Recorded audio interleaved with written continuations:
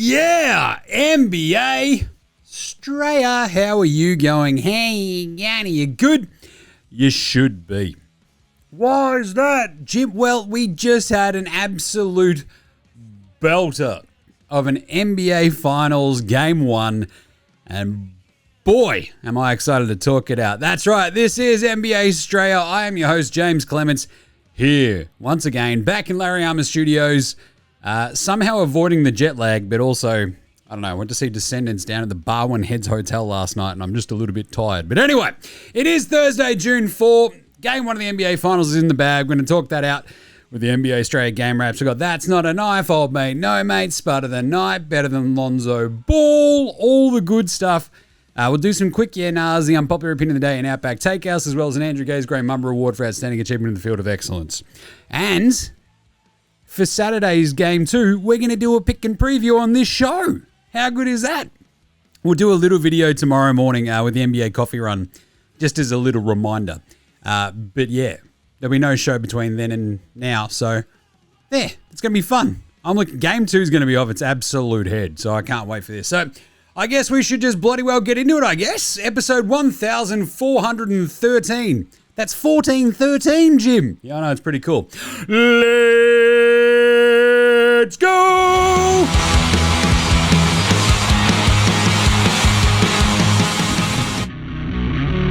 This is Josh Giddey. G'day, this is Andrew Gay. This is Jack White. This is Joe Ingles. This is Darcy Daniels. This is Chris Anstey. This is Matthew Delvedova. This is Shane Hill. You're listening to NBA Australia. And you're listening to NBA Australia. And you're listening to NBA Straya. And you're listening to NBA Australia. And you're listening to NBA Straya. You're listening to NBA Australia. And you're listening and watching NBA Straya. This is NBA Australia. Let's do it. Watch out for the shark attack. You better watch out for the Shalamalame attack if you're the Spurs. You should watch out for the attack, and this was interesting, of Cat's mum. So his dearly beloved mum who has passed away. There was an amazing chat after the game today where with the Inside the NBA crew, Kenny, Chuck, Shaq, and Charles, Ernie, there we go. They're sitting there with Kat, and Kat's like, oh my God. No, he wasn't like, oh my God. He was talking like, hey, I was actually pretty relaxed. And, you know, felt like we're just sort of going out there just to play, and it's just like sort of, it's like AAU, Saturday morning. And like, it felt like my mum was kind of here, just like, I'm like, oh my God, this is awesome.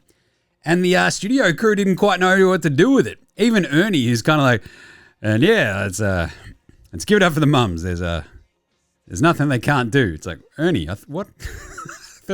Ernie, you can do better than this. Anyway, it was amazing. It was a really, really, really good moment. You should watch out, I guess, for those big old women, because it was really, really fun also having the Inside the NBA crew there on location in San Antonio for Game 1. Because obviously now that they're on ESPN/ABC, they're actually at the finals, because that didn't used to happen. We used to get saddled with spuds like Stephen A and just like the yelly, talky heads of like Kendrick Perkins, like mumbling his way halfway through a churro every sentence, that sort of stuff. And yeah, instead we've got Inside the NBA. Sure, Shaq doesn't know how to say Champagne's name, but anyway. It was really fun. It was really good. What a Game 1. Let's start with today's daily. Oh, is it a whip around, Jim? Yes, that's how we start every show here at NBA Australia.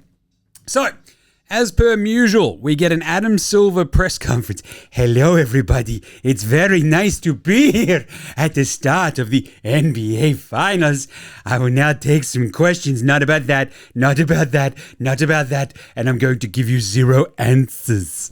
Yeah, it was a bit of a weird one. He hit on expansion. He's like, we're still talking through league partners, but we're obviously focused on Seattle and Vegas. Anyway, the aspiration thing, he's like, yes, it's an external investigation, so we can't hurry them up, but it would be nice if they finish soon. It's like, yeah, really, Adam, you reckon the thing that you've been investigating since September last year, where the bloke has now gone to jail for 14 years, you reckon they should have maybe sped that up?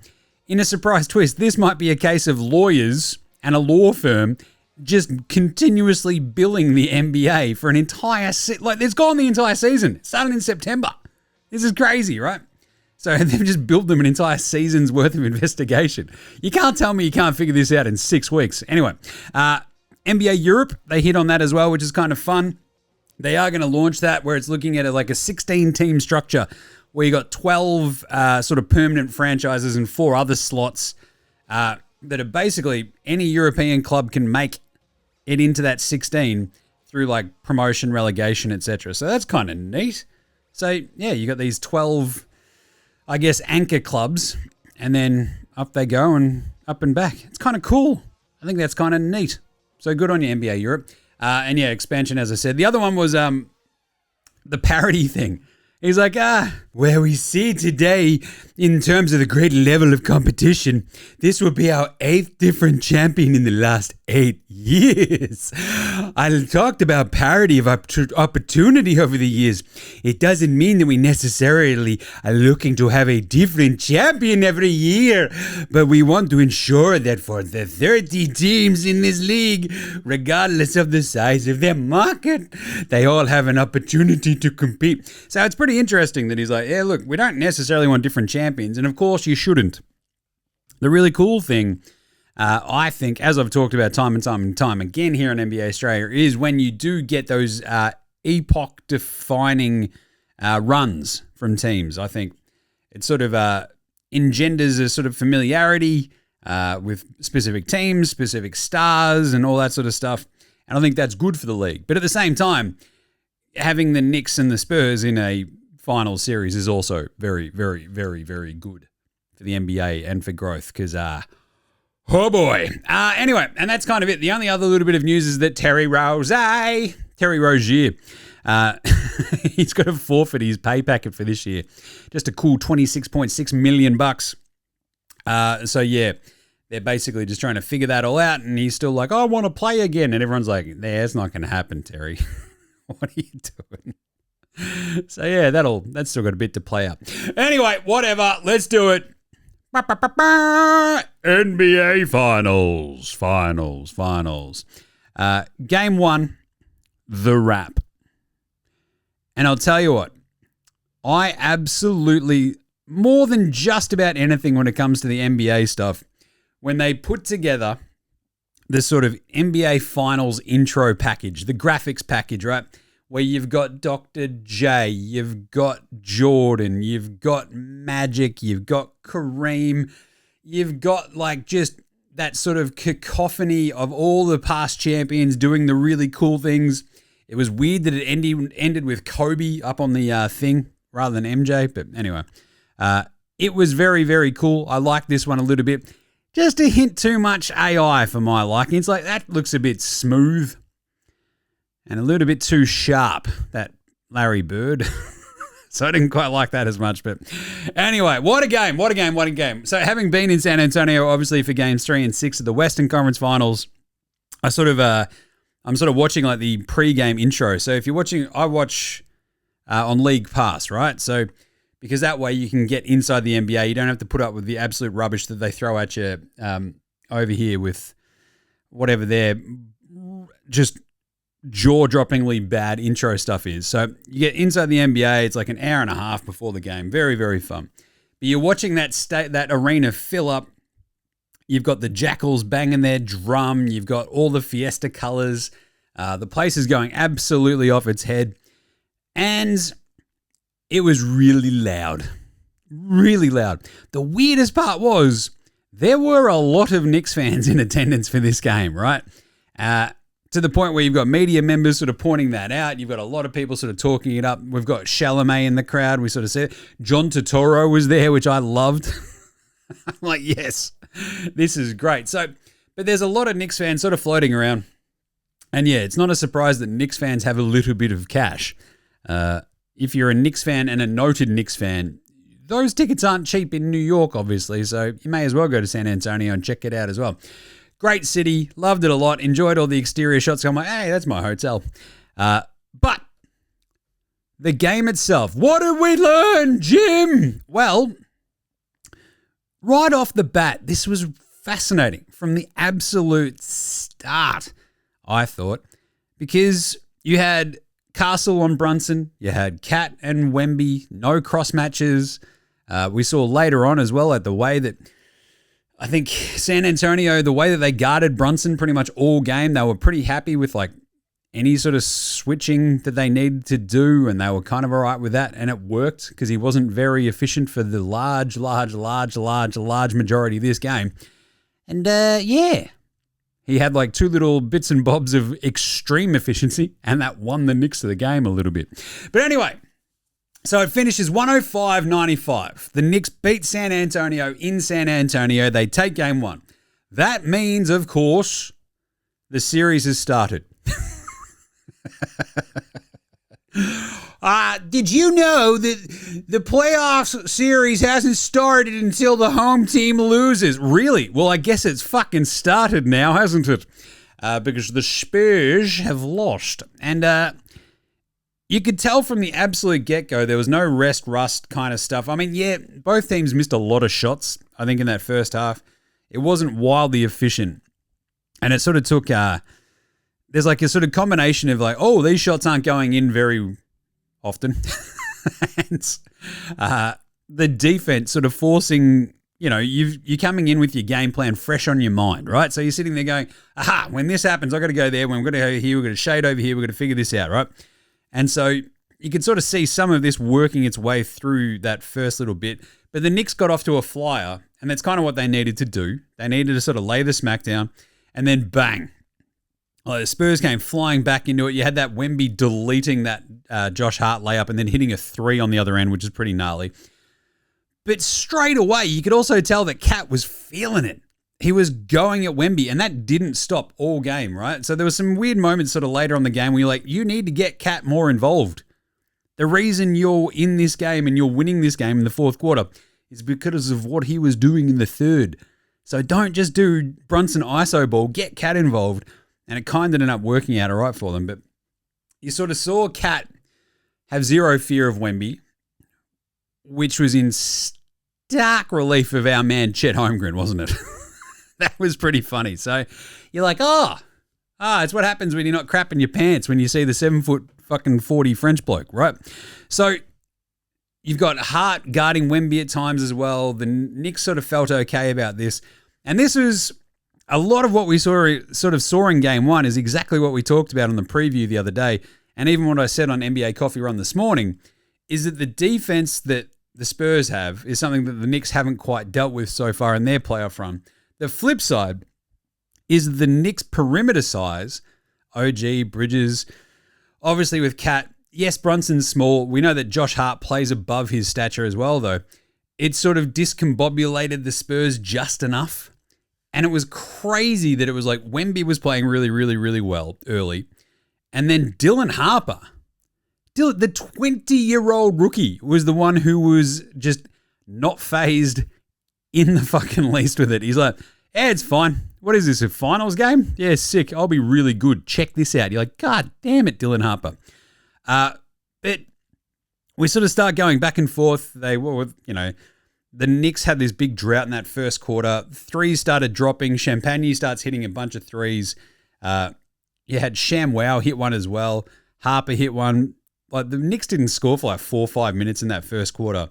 And they're down 27-19. Brunson goes down with the knee injury at the end of the first. And absolutely every Knick fan in the world was turtlenecking. They had to check their jocks and just go, oh, no, didn't touch cloth. We're all good. Because he came back pretty quickly, sat on the bench, checks back in. Alvarado did a pretty good job actually filling in for him as well, which is, it'd be interesting to see. Like, it might have been that Brunson had like a little bit of extra pep in his step down the stretch because Alvarado did probably play a little bit more than was anticipated. But they sort of get right back into it, right? The Knicks, suddenly it's like 31-28.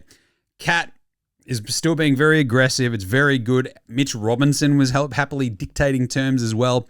And Cat hadn't really pulled off all the dumb foul stuff yet, which was good. So they're able to combat like Wemby pretty handily with Cat and Mitch Robinson. And After the 10 points of Dylan Harper in the first quarter, it was the Champagne just like hitting a bunch of threes kind of moment. But the Knicks got back up in front. They just switching baskets back and forth. Alvarado was just causing all sorts of havoc. He hit a three as well. But then that last little bit, they end up down 7, 55-48 at the half, right? There's the Fox steal. They get a bucket. Cat gets a miss, and then Champagne hits a massive three off a beautiful pass from De'Aaron Fox. And then Wemby just blocks the shit out of Bridges' like three-quarter court heave. And so the Knicks should have been disappointed they were down 7, but they could also be relieved that they were only down 7 because they did fight their way back into it. And you sort of got to halftime and you're like, oh, this is a bit of a rock fight. Game ones are always sort of that feeling out, like, what are we doing here? Who are we having to like key in on a little bit? And Champagne having hit 5 threes in the first half just breathed a little bit of life into a Spurs offense that didn't really feel too, I don't know, organic and sort of flowing. It was very sort of stop-start at times, apart from like Harper just like going off his head and Champagne doing good stuff. Wemby was sort of scoping things out more than anything else. He'd already probably taken too many threes and that sort of continued to pace. But like Brunson was 5 of 15 at the half, right? I think Wemby had only the 9 points, but he already had 3 blocks. But then you get this moment in the start of that third quarter where the Spurs just give him the old 1-2 Costa Zoo. Out of the break, bang, bang, bang, check this out. You get a Castle bucket. They're up 67-54. They get up 14 points. There was a moment where they'd been outscored 21-7 over like a 5-minute period, like a 6-7 minute period, I think it was. And New York had shot 2 of 14. Wasn't good. And the transition defense for the Spurs was like this huge big thing, right? There was just no fast break buckets for the Knicks at all. Like they'd get a steal. They were sort of forcing turnovers pretty nicely, the Knicks. And it was sort of hard to score off them because that's how good the Spurs and their young legs were at getting back on transition D, which is huge in a game like this. But then you have this incredible moment where they're sort of up pretty big, the Spurs, and you're like, ooh, this could get a bit sideways pretty quickly, I reckon, for the Knicks. And then Cat just sort of kept them afloat on both ends, and they sort of started fighting back. They get this 7-0 run in the middle of the third. I think they shot 4 of 4 from the floor, 4 to the floor, while Wemby was off. They're just like, oh, well, we're not going to miss any shots. That's a pretty good approach, right? And it's like, yeah, it's not bad in terms of these things. I'm just saying. And then it sort of gets to this sort of point where Cat's getting these offensive rebounds. There's like 3.5 minutes left in the third quarter. Like a Josh Hart miss and an Cat offensive rebound was like their best offense for about 3 minutes there, which is pretty crazy. The other big one was that they had 0 turnovers in that the second half to that point, the Knicks, and they'd really sort of stymied giving up just really dumb, driving to the paint with no real sort of plan. And so it was like, 3 turnovers to 1 for that quarter. But the big problem was the Spurs hit 0 threes in the third quarter. And that was the sort of weird correlation, right? The Knicks didn't turn the ball over and the Spurs hit no threes. And you're like, oh, suddenly we're coming back to the middle here, right? And that's exactly what happened. Suddenly it's a tied game. Brunson has a massive bucket. 17-4 run from the Knicks. There's a Deuce block in there, a Castle dunk, a Brunson free throw run. And basically you have the sick Wemby dunk. And then Deuce McBride banks in a corner 3, which I still physically don't know how this operates or works, but it was pretty sick. And it's tied at 3/4 time. And then, boom. Straight out of the gate in the fourth quarter, you got Shamwow hitting that layup. They're up for the first time in ages. It was like 42-41 or something. They were down 14 in their third quarter, and suddenly they're leading. And they sort of just have this moment where OG Anunoby hits a couple of threes. That gives them just a little bit of breathing room. Castle and OG sort of trade a bunch of buckets. Then there's a couple of just spewing over themselves like possessions from the Knicks. Like Alvarado has a bad one. Deuce has a bad one. It's still 86-86. And then boom. Jalen Brunson time. Bang. In the paint, that little floater that he had. Then he had the free throws. Then he had a drive and smash cut. The Knicks are up 6. That stupid fucking fan runs on the court. And I'll talk about this again later.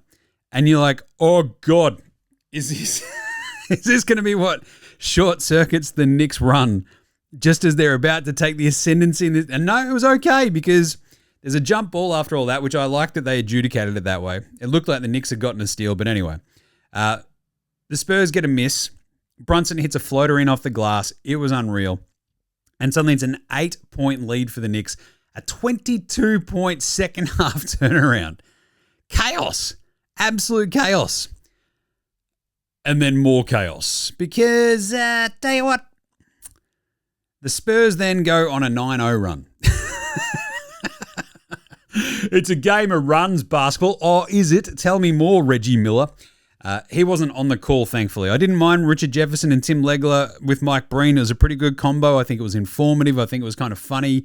Richard Jefferson's kind of like a less annoying version of Reggie Miller.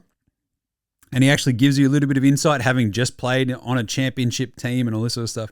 And Legs has kind of got the nerd aspect to him, and Mike Breen is the best in the biz. But anyway, so there's like a heart steal. Bridges misses because he's not going towards the basket. This is a big thing. When you watch Mikal Bridges, if his body is going towards the basket, it's usually the bucket's good. If his body's going away from it, there's almost zero chance he hits the shot. It's incredible. Like standing there in New York bars, watching this all unfold, and you just like, he's doing it again. He's gone away. He missed it. Pointing it out every single time with my Knicks mates. They hated it. I thought it was hilarious. But anyway, suddenly there's like another bunch of misses from the Knicks. Wemby gets an and one. The Spurs lead with 3:20 to go. Wemby's just like, oh, look. I'm going to put this entire team on my back and carry them to a win. Brunson misses again. This might be a little bit too much ISO, but then Wemby misses. Hart gets this save. Brunson misses again. Spurs get this offensive rebound off a Vassell miss. Wemby goes 2-2 at the line. They're back up 95-94, right? 2:16 left. And then the Spurs don't score again. It's absolutely incredible. 11-0 down the stretch for the Knicks in the last 2 and a bit minutes. It's just Brunson hitting that 3, 95-94, that gets him to 97-95. Absolutely huge because it came off an OG miss. They pop it back out. Brunson relocates, hits the 3. He'd been ice cold for like about a minute and a half, 2 minutes after his awesome run. Nails that, and it changes the game completely. Fox has a miss. Bridges gets fouled on a jumper, thank God. It was a bit of a bodgy foul if you ask me, but still. Hits both free throws. They're back up 4. There's a minute 11 left. Wemby dribbles it off his foot, which makes sense because when you've got the ball up here in his hand, which is probably 6 foot off the floor, it's a long way down to his foot. You know, there's like things that move around. Hart gets it. Brunson hits that absolutely amazing butter jumper at the end of the shot clock. They're up 6, 36 seconds left. Wemby tries the hero 3, misses that. OG free throws. They run it off. More free throws. And the Knicks have stolen home court in game 1 of the NBA Finals. It was awesome. It was a really fun game. Even like saying to old mate, she's like, geez, it sounded like it was a lot of fun. Yes, it was an insanely good game. And I think really the entire thing comes down to, as I said earlier in that, talking about that third quarter. So in the fourth quarter, do you know how many turnovers the Knicks had? It was 0. It was 0. They didn't turn the ball over. Flip side, you had 5 turnovers for the Spurs, right? You have 2 for Fox, you have 2 for Wemby, and there's 1 in there for Harper. So 0 turnovers, 1 total turnover for the entire second half of the Spurs. For the Knicks, right? 1 total turnover. And the flip side is the Spurs for the entire second half hit 2 threes. 2 threes, that was it. And that was the entire thing that brought the Knicks back into it. They went 2 of 10 from downtown in that fourth quarter, did the Spurs, after going 0 of 9 in the third quarter. Now, I'm no math magician. We all know that. But I'm pretty sure going 2 of 19 from 3 is pretty bloody bad, right? Like, that's just, it's horrible. There's no other way to put it. Horrible. There's no other way to put it. Yeah, so anyway, Spurs end up shooting 36% from the floor. Look, this is it. Talking about that awesome defense of the Knicks, it absolutely showed up. 11 of 43 on threes, 13 turnovers versus the Knicks 8. Not bad. But obviously, as I mentioned, only 1 in the entire second half. Wemby has a 26-12 with 3 blocks. Jim, that's not bad. He did a bit of a James Harden. He had 6 turnovers and 6 made field goals. Just goal. 2 of 9 from downtown, 6 of 21 shooting. Spud. He's not actually the worst one, but 6 of 21 is pretty bloody egregious. So 26 and 12 with 3 blocks, 2 assists, 6 turnovers, 6 of 21 shooting. Bit of a rough one. He came out after, was like, I tried to be better, and that's what you do, eh? It's like, yeah. 17 for Castle, but that came on 16 shots. He went 1 of 5 from deep. Harper ends up with 16, 8, and 1. He was really, really good. The problem was Fox couldn't hit a shot. He went 3 of 13. Spoiler alert, he's going to win Spud of the Night. 7 points, 3 turnovers, 5 assists. And Champagne, who had 5 threes in the first half, hit 0 in the second half. So, yeah, not great. He had 16 and 10. He was really, really, really good. But, yeah, they needed a couple of those in the second half. Vassell couldn't get going either. He had 4 of 11 shooting for his 9. Calvin Johnson, the 6th man of the year, absolutely did squat 8 minutes or run around like a chook with its head cut off. 1 of 4 shooting for him. Cornette, with the power of 1,000 nuns behind him, he wasn't good. 10 minutes, 1 rebound, that was it. 12 minutes for Harrison Barnes, the Black Falcon. He went 0 of 2, and that was about it. Like, there just was not anything else really going on for the Spurs. And that's essentially all they played, right? They played their starters and Dylan Harper, and probably should have sat Fox down the stretch and played Harper instead. And that did not happen. The Knicks, 41% from the floor, 11 of 36 from 3, so they're like that tick more efficient, despite Brunson going 12 of 31 from the floor for his 30 points. He was amazing, though, down that stretch, 13 in the fourth quarter. But the big one, come on, Cat. Oh, my God, got to give him flowers. 18, 12, and 4 assists with a block. He was absolutely instrumental in the fact that Wemby went 6 of 21 and also made him pay on the defensive end, right? Cat was just very aggressive, very good, and seemingly pretty relaxed. And it makes a huge difference for the Knicks. OG hit those massive threes in the fourth quarter, 17 points for him in the end. Was really, really, really good as well. There's like a sort of steadying presence whenever he's got the ball. There's not a giant amount of panic with OG. You had Mikal Bridges, 9 points, 3 rebounds, 3 assists, 2 steals. He wasn't bad. He'll have better games, though. Hart was incredible. Josh Hart was absolutely everywhere. He had 15 rebounds, 6 assists, and 4 steals, all game highs. He had 3 points, but it doesn't matter when you're getting every single rebound and causing all sorts of havoc. ShamWow hit 3 threes in 33 minutes. This is a bloke that Tibbs is like, I can't play him. It's like, all right, 13 points is pretty handy, I reckon, to have in a finals game, but whatever. 2 and 6 for our man Mitch Robinson, the other Mitch Robinson. Deuce hit 2 threes as well. Alvarado was unreal, I thought. Like, talk about, stay ready so you don't have to get ready. Alvarado was always ready. He came in with a full head of steam. When Brunson goes down, every New Yorker is absolutely crapping their dacks. And Alvarado was fantastic. Clarkson played 6 minutes. I don't mind that as well. Like, just throwing Jeremy Clarkson out there just to go, are you going to be on one tonight, Jeremy Clarkson? And he's like, I don't know. Let's find out. Missed his 2 shots, but that's okay. So, the Knicks are up 1-0.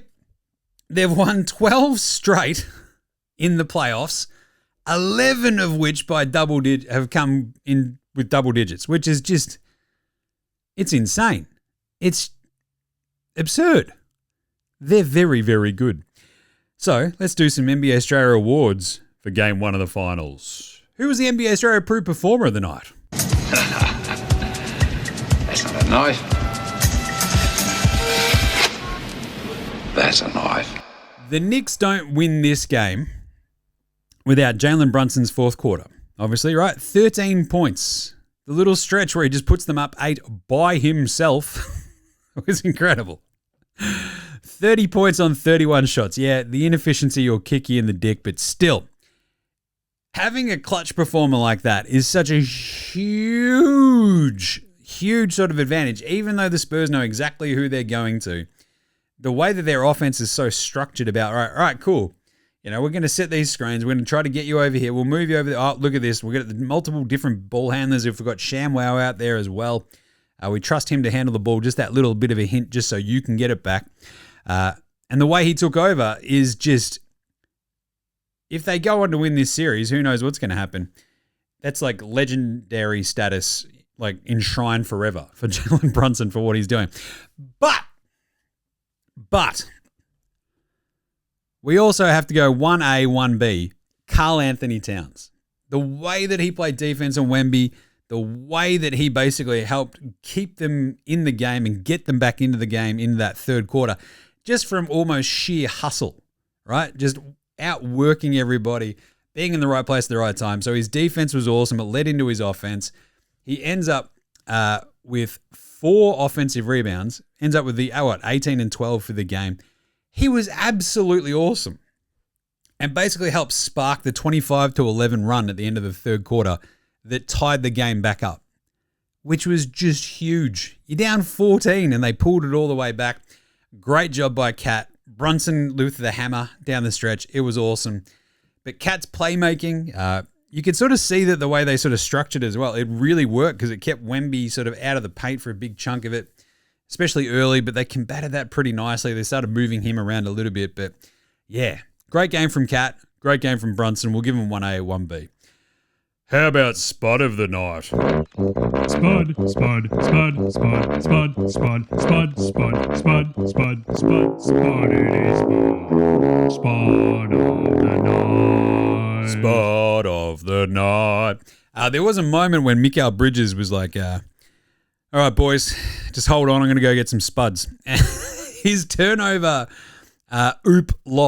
attempted oop lob to the other Mitch Robinson landed in the Riverwalk. Like, he threw it so far away. It's like, what? Who are you throwing that to? Mikal? Like, what are you doing? But, of course, it's got to go to De'Aaron Fox for this game. 3 of 13. 0 of 4 from downtown. He had a couple of really good moments. Obviously, that 3 in the corner at the end of the first half was absolutely unreal. But, the 3 of 13, 0 of 4 from downtown. The 5 assists, 3 turnovers. It was not great. Not great. This is meant to be the sort of counterweight sort of clutch scorer that can, magic something up out of nothing like Brunson can on the other end, and Fox just did not have it. So, yeah, that's a bit of a spud. How about old mate, no mates? Old mate, no mates. Old mate, no mates. Old mate, no mates. Old mate, no mates. Old mate, no mates. Who's got no mates today? That would be Daryl Morey. Because while watching Julian Champagny just nail 5 threes in the first half of an NBA Finals game 1, Daryl Morey's just like, oh, God, maybe I was really bad at my job. And everyone's like, yeah, I reckon Daryl Morey was pretty bad at his job. Isaiah Joe, sold high Jared McCain, Julian Champagny. There's like no real reason they're not on the Sixers. Apart from Daryl Morey thinking he's fucking smarter than everybody else. I don't know. I feel like big 3-and-D wings like Champagny are more important than slam dunk champions like Mac McClung, which is who Champagny got waived for. To the point where Daryl Morey just might actually be dumber than everybody. Because, I don't know, man. I feel like having watched Isaiah Joe, Jared McCain, and Champagny, it's just... And then you look at the state of that Sixers roster and you're like, oh, God. That's like the difference between them being a legit contender and being second-round fodder. Yeah, Morey was copping it rightly online. Old mate no mates is also going to be that fuckwit dipshit who ran onto the court. I'm going to address this again later, but yeah, don't do that. Don't just. I think. Yeah, I'll talk about it again later. That's a tease. We'll hit on that some more. Pantsing of the night. It's kind of a pants. Like Wemby blocking the shit out of that Hart shot early was pretty funny. There's a couple of other blocks. The Bridges block by Wemby at the half. Just he's like, get out of here, you idiot. It was very funny watching the Knicks like adapt in real time to just how fucking big Wemby is. It's like, oh yeah, he is like 7'40". This isn't easy. But my favorite pantsing of the night was De'Aaron Fox subbing in for Keldon Johnson. Tries to sort of dap him up, and then instead Keldon Johnson basically nut taps him. It's like, oh Jesus! Fox is like, oh God, what are you doing, idiot? Yeah, that's a bit of a pantsing. De'Aaron Fox, head on a swivel. Don't get nut tapped. Finally, better than Lonzo Ball, Bronny James, and Ben Simmons. Lonzo was the best player in high school. He was the best player in college. You think he'll get to the pros and be like, I made it to the pros, now I can be average. We're coming for everybody. Coming for everybody. It's very clearly Dylan Harper. He is awesome. Absolutely zero fear. 16 points, 8 rebounds, 1 assist, 1 steal, 1 turnover for a 20-year-old rookie in the NBA Finals. This was absolutely insane to watch as it was happening, even last round. And then he just keeps it going apace. There is zero fear in his body. It is unreal to watch. Dylan Harper is so good to the point where, yeah, they shouldn't have had Fox on there like down the stretch. Harper was that good defensively, the shot making. There was the and one that he had in like the third quarter. You're like, Jesus. Just going right into the teeth of everybody. So, yeah, Dylan Harper, a little bit better than Bronny James, Ben Simmons, and Lonzo Ball. Just saying. He's pretty bloody good. Be interesting to see how he goes the rest of this series as well. If, like, he just goes, hang on a second, I really fucking belong here. I'm, like, the third best player on my team. Like, let's go. So that's an interesting one to keep an eye on. Right, let's do some quick, I guess we can do Dickhead of the Week as well.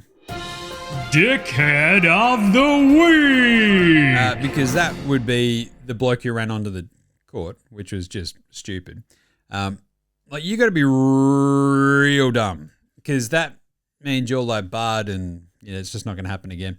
For you to go to a game, yeah, they've probably got like a bunch of cash because there's some shithead influencer or wherever, but I've still got thoughts on this, but obviously, clearly, Dickhead of the Week. And then finally, let's do it. What did our old mate Magic say?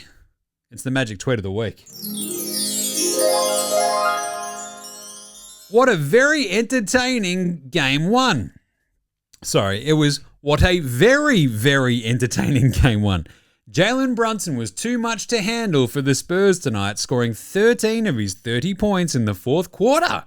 It was a great coaching move by New York Knicks head coach Mike Brown to put Landry Shamet on the floor in the fourth quarter. His three-point shooting ability gave Brunson more room to operate. Josh Hart played with heart tonight, leading both teams in rebounding with 15 boards, 4 big steals, and 6 assists. The Spurs just played too much isolation basketball in the fourth quarter, and it was a key reason they lost. What do we say? Thanks, Magic. I love that. All right, let's do some quick yeah-nahs right after this. This is Cam Glidden. This is Anthony Drimmick. This is Mitch McCarron. This is Jason Kadee. This is Darryl McDonald. Hey guys, this is Hugh Greenwood. Yo, what's going on? This is Illy. This is Mark Worthington, or commonly known as Wortho, and you're listening to NBA Australia. You're listening to NBA Australia. And you're listening to NBA Australia. And you're listening to NBA And you're listening to Australia. NBA Australia. And you're listening to NBA Australia. And you're listening to NBA Australia. You're listening to NBA Australia.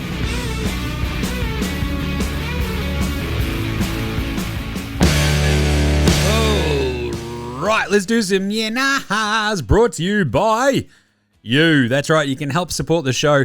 You can buy us a coffee. That's right. buymeacoffee.com/NBA Australia. Simple as that. You get exclusive content each month. I think I'm going to go through and talk out some finals stuff in this one. Maybe a couple of, deep dives here and there into like a Delhi performance, etc. We try to figure out what we're going to do for this month. But anyway, buymeacoffee.com/NBA Australia is how you help out. If you're a business, if you run a business, if you want to do ads on the show, hit me up as well. You can just do it through that. It's all very simple. So, there we go. buymeacoffee.com/NBA Australia. Yeah, nah, Jim. Can the Knicks actually do this? Yeah, nah. Yes, of course they can. They were always able to do this.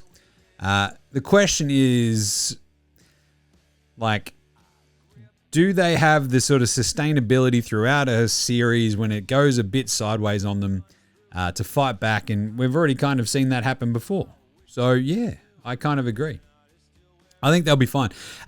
Can they actually do it? Having stolen home court now, it becomes such a huge advantage that they are now 1-0 going into game 2, which I'll talk about when we do the preview. But it means that you go into MSG for 3 and 4, wildly confident that your crowd can help you get up, stay up, and just, keep on having a big old crack. Because, yeah, they can win the series. They're up 1-0, right? They've proven it this year that they've got a unique sort of profile in which to combat the Spurs. When you've got Cat, you've got Mitch Robinson, you've got the big wings, you've got Brunson as a killer down the stretch. They can do it. The big question is, will they? Right? And we've seen teams go down 1-0, but still, win the series. Dan Drosher, Danny Do. Yeah, nah, Spurs will be forced to trade Fox. Harper is too good to come off the bench and only get 27 minutes. Yeah, nah. Yeah, I think this is going to happen quicker than they probably thought. Fox is probably the guy that next year, like they probably halfway through next season, Harper's starting. And, Fox is like the veteran coming off the bench leading the second unit. And he's like, I'm making a horrifyingly large amount of money. What are we doing? And Harper is just too good.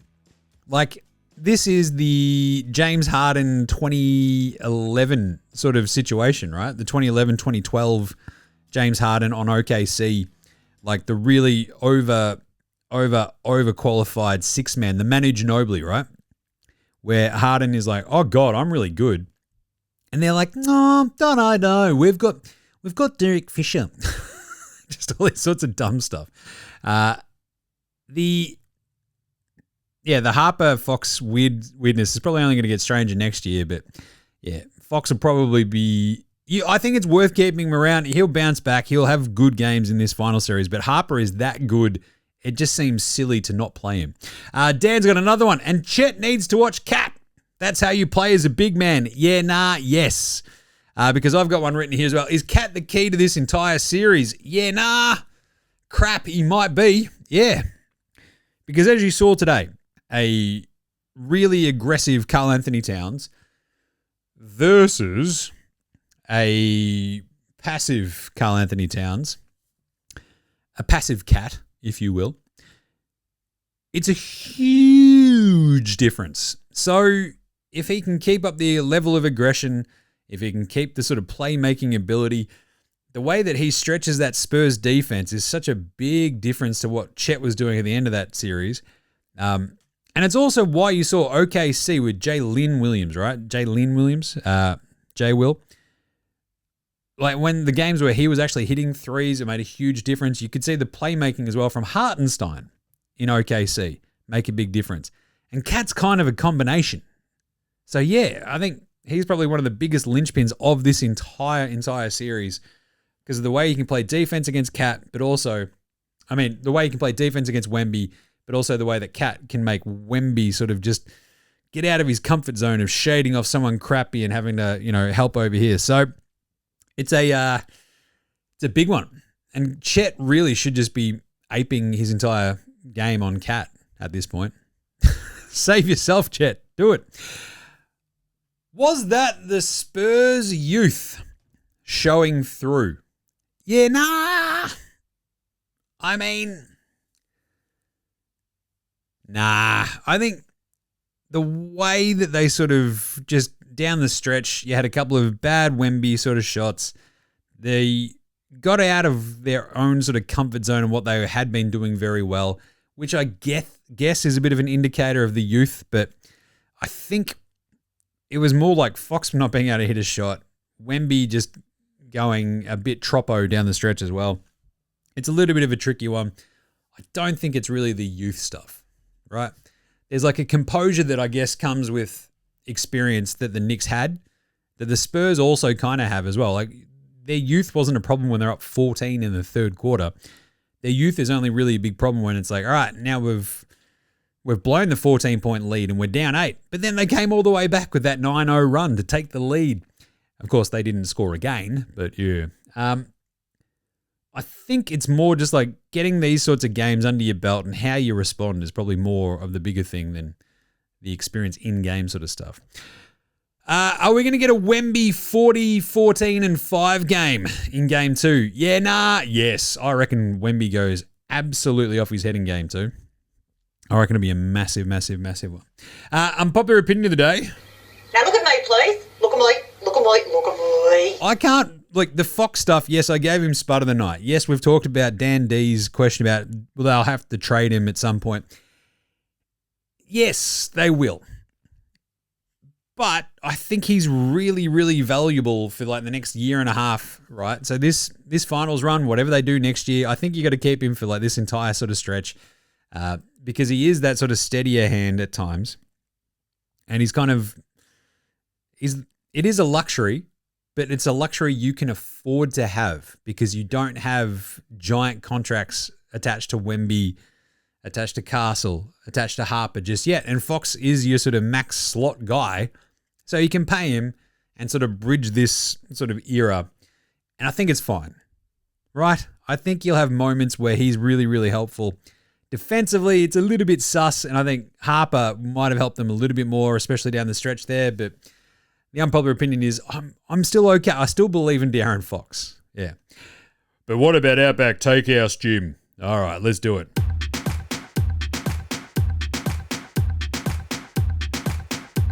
It's Thursday at Outback, and you know what that means? Oh, yeah, 2 for 1 blooming onions. No prick in Australia knows what the fuck these things are. It's some sort of deep-fried onion made to look like a flower. Don't even get me fucking started on Toowoomba salmon, you fucking morons. But anyway, I'll tell you what, this flame-grilled take goes great with a bit of Toowoomba salmon and a fucking blooming onion.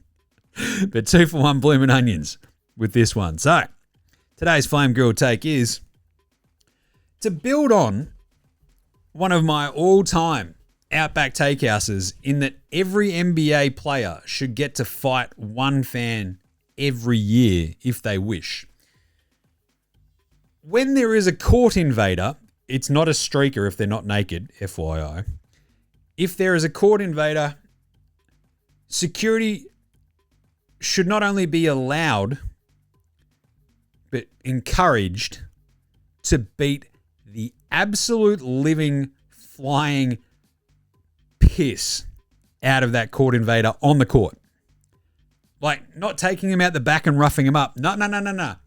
In front of everybody, just fucking bang. Like, just, you need some big dude just to lay an absolute fucking smackdown on some little shit bird influencer who thought it'd be funny for his followers to go and interrupt an NBA Finals game.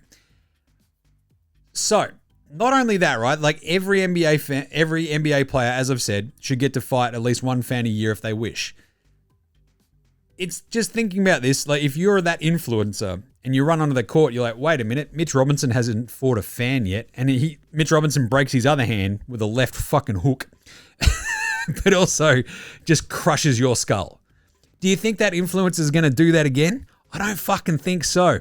But yeah, security, you need to have some like fast, athletic, big dude whose entire job is, if there is a court invader, crash tackle that motherfucker, just beat like elbow to the fucking chin, rough him up, fuck him up so that nobody ever thinks about doing it again. And it's not funny. You're just like, oh God.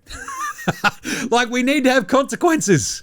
That's a consequence. You're not allowed to do it. Guess what? If you do, this happens. You get the shit kicked out of you.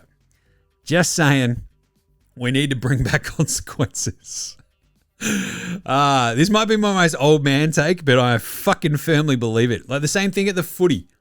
It's like, it's always funny when you're like, and you got some fat fucking like MCG security going, ooh. That's funny.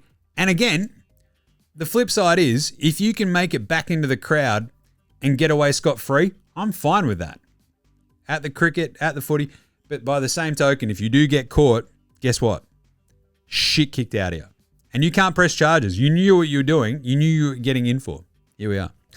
Nice. All right, let's do a Andrew Gaze Gray MAMBA Award for Outstanding Achievement in the Field of Excellence. Because why wouldn't we? Oh, yeah. It's the first annual Andrew Gaze Gray MAMBA. Outstanding achievement in the field of excellence. Josh Hart is the first player since Larry Bird to have 15 rebounds, 6 assists, and 4 steals in a finals game. Having a game high in all the rebounds, assists, and steals is pretty bloody impressive. So, yeah, we gave Cat and Jalen Brunson a bit of shine. OG with his big threes. But Hart just absolutely doing a number on the boards against the Spurs was huge. Like, the Spurs have got like a fair whack of size as well. We understand that, but they don't really have like that big, burly other big dude, right? Like, it's Wemby and it's Cornet. You're not really afraid of like them. Like, Wemby's rebounding numbers are always a little bit of a head scratcher sometimes. He had, 12 or whatever it was today. But yeah, the Spurs, there's a lot of rebounds because there's a lot of missed shots. But Hart was awesome, and I very much enjoyed that. So he did a very good job. All right, what about a Paddy Mills Game Day Baller Game Day Twitter check-in? Because our man Paddy's been up to a little bit. What's he got? Here we go. Baller Pat. Game Day Baller Game Day. He's got his coffee. He's got his Spurs bobblehead. So he's very excited. Gold. Good on you. He's got his head bobblehead. So I think Paddy's going for the Spurs. What do you reckon? I love that. Good on you, Paddy. Right. So with no show tomorrow, we've got a game 2 on Saturday. Are you ready? Are you ready for a game preview? Game preview. Thanks, Inadvertent Bane. Not a problem, Jim. How's it all going? Yeah, very good. I went to Descendants last night.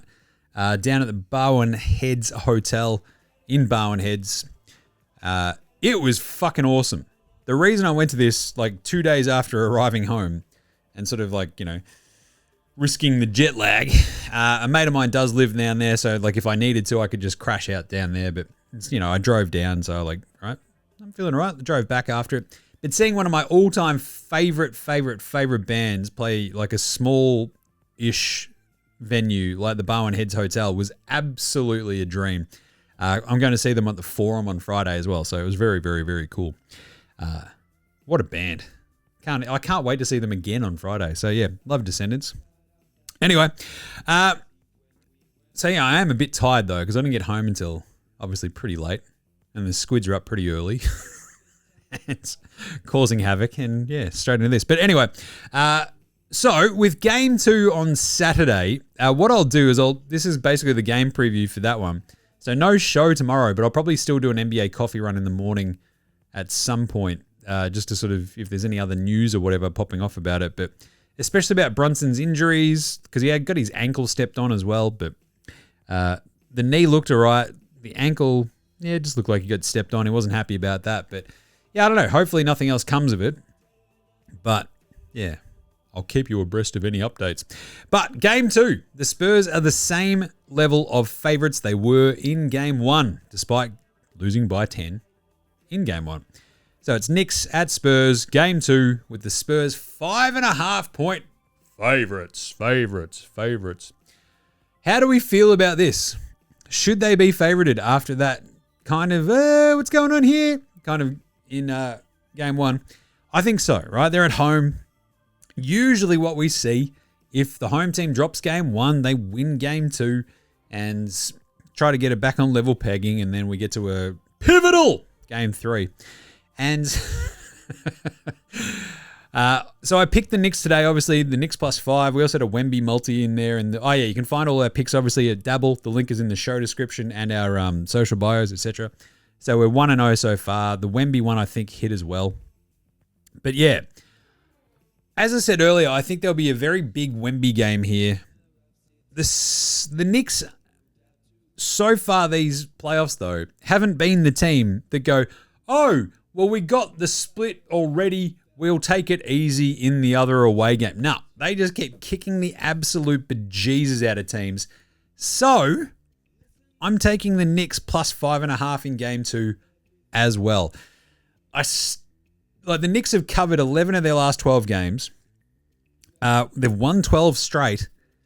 We know that they're good. Brunson wasn't that wildly efficient. I think we'll get a better Wemby game. I think you probably get a few more threes dropping in the second half this time for the Spurs. The Spurs could win, but I think we get another close one because, again, if you think the team can win and you're getting points here, like the Knicks plus 5.5, then if you think that team can win, I'm taking the points. Because, like, if Spurs, turn around and beat the crap out of them, it's a rare occurrence, right? Because the Knicks have just kept on winning and just kept on winning. They've lost 2 games this entire playoffs by a total of 2 points. It's incredible. So yeah, I'm just going to take the Knicks plus 5.5. I think we get a big Wemby game, but the problem is Will Champagne hit 5 threes. Carlos will probably have a little bit of a better game. Fox will probably have a little bit of a better game as well. But then flip side for the Knickerbockers, Brunson might be a little bit more efficient.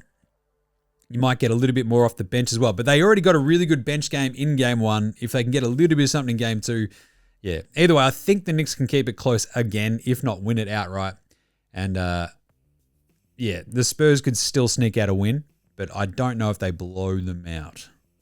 Right? Because we haven't seen the Knicks sort of roll over and go, oh, well, we're fine. We've already won 1 game. Nah, they've just gone foot to throat kind of stuff. So I reckon they might do the same again. So I'm going to take the Knicks plus 5.5. It sort of sucks. I do love San Antonio. It was awesome being there. Love the people. Love the city.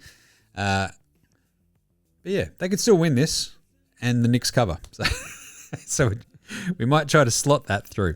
My pick was Knicks in 7. And I think with them winning game 1, though, it does make, the idea would be if you have MSG hosting game 6, the Knicks are we would want to be in the position to close out the series in 6 at MSG, obviously. So we'll see what happens there. But anyway, there you go. Knicks plus 5.5. Remember, you can find all the picks over at Dabble. As I mentioned, there's a little bit of a Wemby multi on there as well that I think hit today. So go check it out. Links in the show description and our social bios. But that is it for today. And yeah, we might pop back after game 2. So Saturday afternoon, I reckon. It is a long weekend down here in Melbourne. So I think I'll have enough time at some point on Saturday Arvo to do a show. But yeah. The thing is, I don't think we've got another game until next Tuesday. So I think we might do a Saturday show and then maybe sort of leave it until game 3. Maybe do a quick show on Monday. I don't know. But yeah, either way, we'll keep doing NBA coffee runs and that's kind of fun anyway. So make sure you're actually following NBA Straya on Twitter, Facey, IG, TikTok and YouTube. We're all over the socials, you know that. Get around Footy Unfilterated as well, myself and Jez, which is very, very fun. Great comeback show this week. It's good to be back and talking footy, I'll tell you that much. What else? Jim does Supercoach, our AFL Supercoach. Copped a little bit of an over the overseas trip, but we managed to not be a disaster, which is good. And NFL Straya with myself and Gaz. Go check that out too. Rate, review, star, subscribe across all your podcast apps for those. You can also help support the show by buying us a coffee. buymeacoffee.com/NBA Straya. It's very simple. You get exclusive content every month and you help keep the lights on here, which is much appreciated. Thanks to all the legends in the Dead Set Legends Club who have helped out. Big thanks always go to From Oslo for the intro and outro song, as well as House Hats, Josh Adelarentis, Fascinator, Gold Mines, Ramshackle Army, Iowa Sextra, Green, and Dozers. They're behind all the tunes you hear on the show, so smash them on your music streaming platform of choice. And that's it. We'll close out today's show with a deli review. Hell yeah. And we will catch you on Saturday, I reckon, you dickheads. There's NBA Straya saying, look after yourselves, would ya? Hug your mates. The finals are here. How good is this? Later, hosen. The worst of days.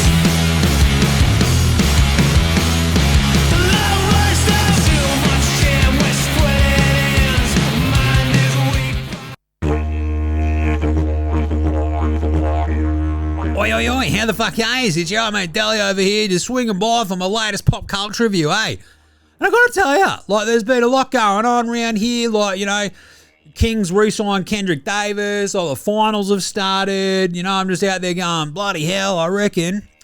You know who needs, like, a little bit of a Deli injection? Like, probably the Spurs. Like, they just need an Aussie on their team. Like, they used to have our mate Paddy and stuff. And, like, you know, I was out there winning titles in 2016 with the Cavs. I reckon I could have helped, like, the Spurs and everything in game one. But, well, pretty happy. Still here at home in Sydney, just, like, hanging out. But, yeah.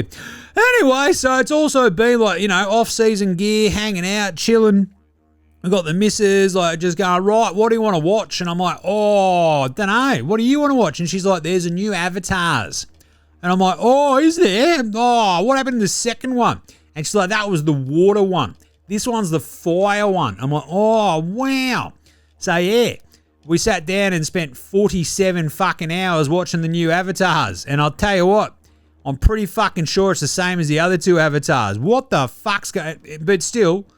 It's like there's big blue fuckers. They're running around. They're fucking shit up with like bows and arrows, like against fucking, like, I don't know, like some Aussie bloke with a fucking fake arm and like the other blue bloke and, I don't know, some chick with a shaved head, but she's into volcanoes or something. I don't know. There's like a lot going on, but there's not much going on, you know what I mean? But yeah, I guess it was visually spectacular, so I guess it still gets 14 out of 10 Deli ones from your mate Deli over here. So it was a visual feast, I guess. Still couldn't tell you what the fuck happened in the movie though. So yeah, I don't know. Is there going to be a 4? Is there going to be a 5? I don't fucking know. Don't really fucking care, but I did watch it. It took forever. And yeah, good on you, James Cameron. So yeah. All right, that'll do us for this week. There's my pop culture review. Fucking the new Avatars. All right, we'll see you next time. Later, fuckos. Deli out.